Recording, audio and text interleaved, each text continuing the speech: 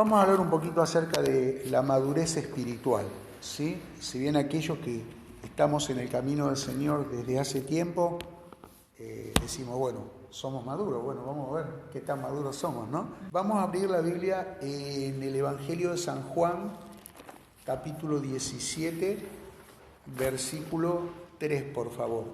Vamos a encontrarnos con, según la Biblia, con algunos pasos que tienen que ver con nuestra madurez espiritual o con el camino, y hablar compartir algunos pasos que tienen que ver con la madurez espiritual. Y esta es la vida eterna, que te conozcan a ti, al único Dios verdadero, y a Jesucristo, a quien has enviado.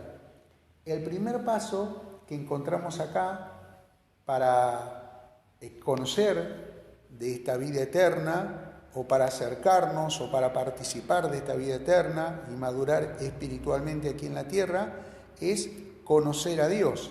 Dice, y esta es la vida eterna, que te conozcan a ti, el único Dios verdadero. Viste que a veces pasa que, bueno, si yo creo en Dios, pero también lo tengo de Gauchito Gil, pero también tengo la ristra de ajo, pero como que uno se quiere cubrir con todo, ¿no? Por si uno le falla, se agarra del otro, ¿no?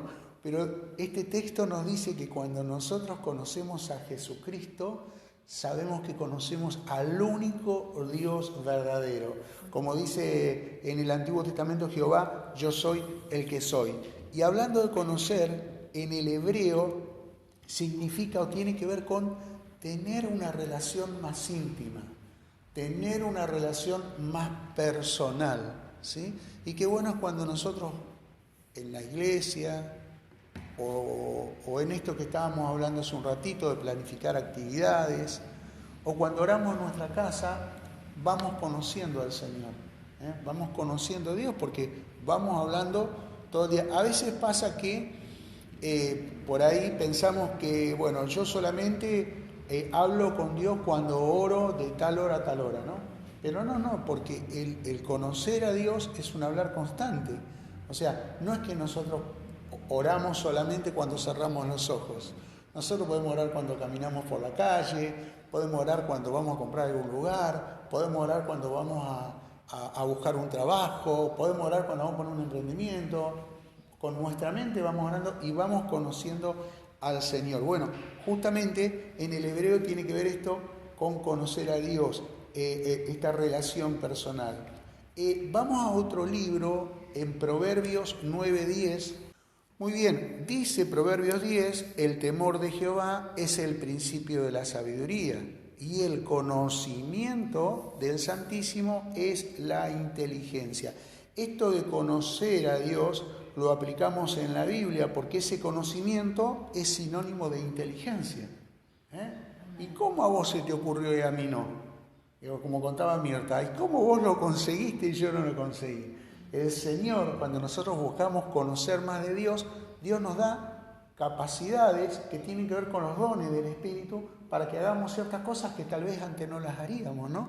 O no nos habíamos dado cuenta. Y vamos a leer otro texto que está en Oseas, capítulo 6, está en el Antiguo Testamento, Oseas, capítulo 6, versículo 6, que tiene que ver con esto de conocer a Dios, porque misericordia quiero y no sacrificio, y conocimiento de Dios más que holocaustos. Estamos hablando de que el primer paso para la madurez espiritual tiene que ver con nuestro conocimiento al Señor, y acá el profeta está diciendo, a ver, hagan obras, pero más que las obras me interesa que ustedes me conozcan a mí, que me conozcan a mí como soy y no que me conozcan a mí por decir que hago obras para recibir favores, conocer a Dios. En el Antiguo Testamento, cada vez que uno cometía un error, hacía holocausto, hacía un sacrificio para arrepentirse ante Dios. Pero aún mismo en el tiempo de la ley, Dios les dice, conózcanme a mí. ¿Sí? Bueno, lo que estamos haciendo en esta mañana a través de la palabra es conocer al Señor, ¿sí? Y eso también nos va a ayudar a llevarnos a la madurez. Justamente este conocimiento tiene que ver con una relación con Dios íntima, que resulta justamente en una acción de la obediencia a Él. Nosotros le conocemos porque le amamos, pero le conocemos porque queremos obedecerle y obedecer sus mandamientos, ¿sí?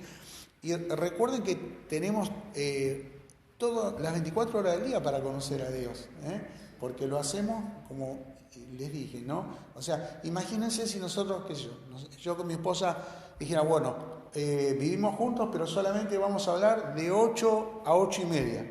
El resto del día vos haces tu vida, yo hago la mía y volvemos a hablar otra vez mañana de 8 a 8 y media. ¿Qué conocimiento vamos a tener como persona? Ninguno, ¿no? Y lo mismo pasa con Dios. O sea, no nos limitemos solamente a nuestro tiempo de orar, que está bueno, sino a nuestro tiempo diario. En cada cosa y en cada actividad de la vida podemos conocer al Señor. Primer paso, conocer a Dios, la madurez espiritual. Segundo paso está en San Juan 3:16. Bueno, lo sabemos de memoria, pero vamos a buscarlo si quieren. San Juan, capítulo 3, en el Nuevo Testamento, versículo 16. Y tiene que ver con el segundo paso del camino hacia la madurez cristiana o la madurez espiritual. Porque de tal manera amó Dios a este mundo que ha dado a su único Hijo Jesucristo para que todo aquel que en Él crea, ¿qué dice? Que en Él cree, no se pierda, amén, mas tenga vida eterna. En este segundo paso es importante no solo conocer, sino creer. ¿No le pasó que a veces conocemos a alguien, pero no le creemos? Te vienen a visitar a la casa, no. El año que viene va a haber elecciones, si Dios quiere, ¿no? Y te vienen a visitar a la casa y vos decís, qué bien, cómo te habla, qué... Y uno dice, pero me cuesta creerle, ¿no? Claro, porque no lo conocemos. O sea, lo conocemos de una primera instancia, pero no podemos creerle porque no lo conocemos en profundidad. Bueno, este texto dice que porque de tal manera amó Dios al mundo, ha dado a su único Hijo Jesucristo para que todo aquel que en Él cree no se pierda. Por eso nosotros debemos creerle a Dios, lo conocemos y cuando más lo conozcamos, más le vamos a creer, ¿sí? O alguien que te dice, mirá, yo no te voy a fallar nunca. Y de repente vos ya sabes que ella te falló una vez. Y vos decís, a este, no sé, me va a costar creerle, porque una vez ya me traicionó. El creer en Dios nos abre la puerta a la vida eterna. Eso es importante, porque si no le creemos, entonces no estamos creyendo en su sacrificio. Y la madurez espiritual tiene que ver con el creerle al Señor. Sí, pero el año que viene, pastor, va a estar re difícil, tenemos una inflación del 100%. Sí, está bien, todo lo que queramos, pero nosotros creemos a Dios. Nosotros sabemos que nuestra salud está puesta en las manos del Señor, nosotros sabemos que nuestra economía está puesta en las manos de Dios, y aún lo que estamos planificando antes de compartir la palabra, sabemos que está puesto en las manos de Dios. Alguien dijo que creer es tener fe en que Dios vive, que es activo y que está muy interesado por mí hoy. Escuchamos esto de los suicidios, ¿no? Estos temas tan delicados. Y bueno, justamente esta semana en la radio hicimos una nota, un especialista, ¿no?, que tiene que ver con la Red Argentina de Suicidología, y contaba, ¿no?, que palabras más, palabras menos, que aquellos que dan este paso también porque se sienten solos, ¿no? Desesperanzados, ¿no? Y qué bueno cuando nosotros creemos en Dios y en sus promesas, de saber que Él está con nosotros todos los días hasta el fin del mundo, ¿sí? Creer en el Señor, creer en Dios. Al creer, bueno, manifestamos confianza, manifestamos obediencia y manifestamos nuestra entrega al Señor. Un ejemplo bíblico es cuando Abraham le creyó a Dios y le fue tenido y contado por justicia, ¿no? En la edad que Abraham tenía, él le creyó a Dios. En el contexto histórico que Abraham vivía, Abraham le creyó a Dios. Y bueno, nosotros podemos hacer lo mismo, creerle al Señor. Y el tercer paso tiene que ver con lo que dice Isaías 43:10. Vosotros sois mis testigos. ¿Quién lo dice? Dios. Y mi siervo que yo escogí. Y dice en la segunda parte, para que me conozcan, para que crean y para que entiendan que yo mismo soy. Primer paso, conocer. Segundo paso, creer. Tercer paso, entender. No es sencillo entender a Dios, porque a veces sus propósitos parecería que no fueran nuestros propósitos o que no entendiéramos sus propósitos sobre nuestras vidas, pero vamos entendiendo a Dios a medida que le conocemos y a medida que le creemos. Esto es como nuestros hijos, para quienes somos padres. Creo que todos los papás medianamente entendemos a nuestros hijos cuando reaccionan de una manera, ¿no? Porque decimos, bueno, porque yo sé lo que va a pasar, va a reaccionar porque sé que a él no le gusta o a ella no le gustan estas cosas, ¿no?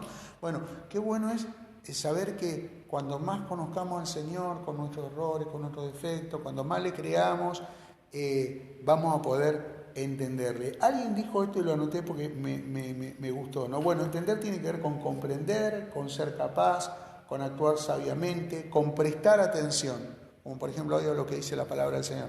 Pero alguien dijo una vez que hay 4 grupos de personas. Primero, los que no conocen a Dios. En Patagonia y Invierno hay mucha gente que cuando hablamos de conocer, no hablamos que no escucharon, sino que no tuvieron un encuentro con Dios.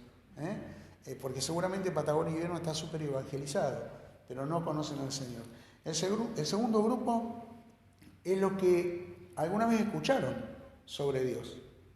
El tercero es aquellos que le conocen y se congregan, pero solo le conocen y se congregan. Pero el último grupo es aquellos que le conocen, creen y le entienden, que son en definitiva los que permanecen en el camino del Señor. Más allá de las pruebas, más allá de las dificultades. Yo anoté, no lo vamos a leer ahora, ¿no? Pero algunos ejemplos para entender esto, ¿no? Cuando la Biblia dice que no nos ha sobrevenido ninguna prueba que no podamos soportar. A veces un negocio que no funciona, a veces una economía que no alcanza, y enseguida nos desesperamos, ¿no? Pero aquellos que decimos, Señor, la verdad es que cada vez que te clamé fuiste fiel y me respondiste, bueno, vamos madurando en la fe y sabemos que siempre que llovió paró y que detrás de esa nube seguramente Dios tiene preparado un gran sol para bendecirnos.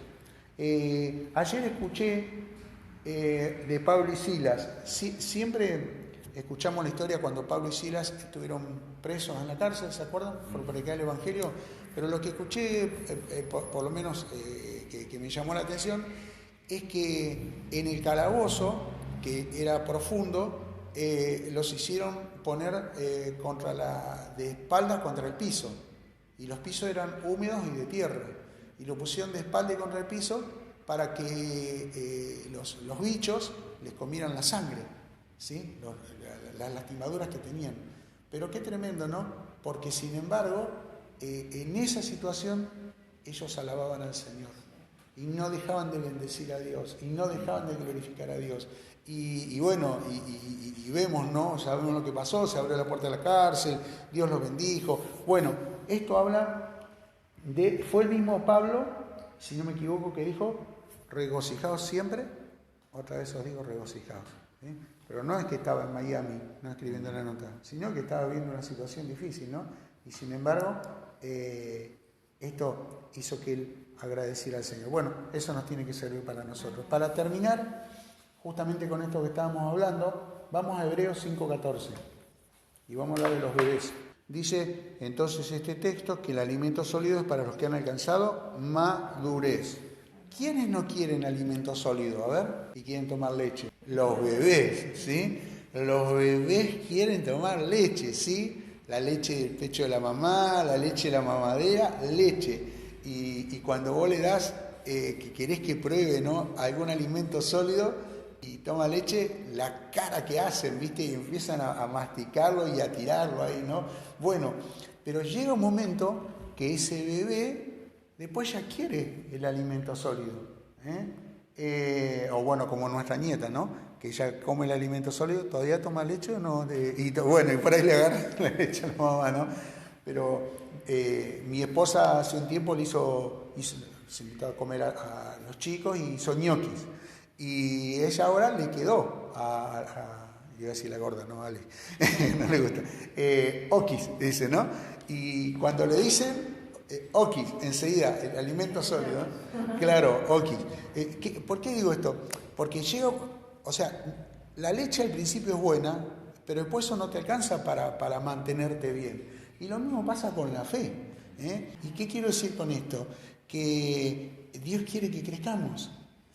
Yo pensaba, ¿no?, con respecto a esto, para hacer con lo del niño, al nene primero vas al kiosco y le compras un alfajor y lo conformás con el alfajor, ¿sí? Está chocho con el alfajor.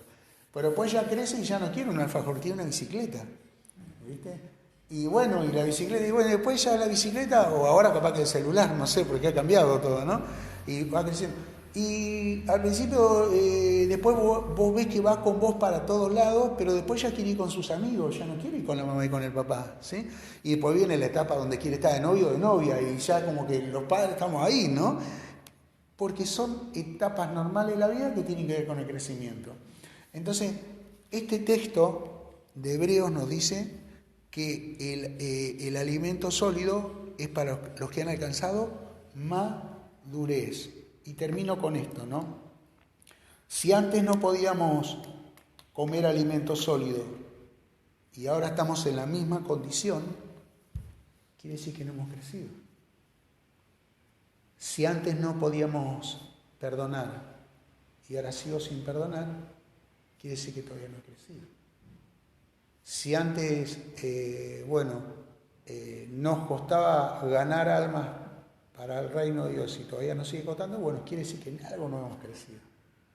Pero el Señor nos anima en su palabra a que le conozcamos, a que le creamos y justamente a que podamos entenderle, ¿sí?, para poder madurar en la vida cristiana.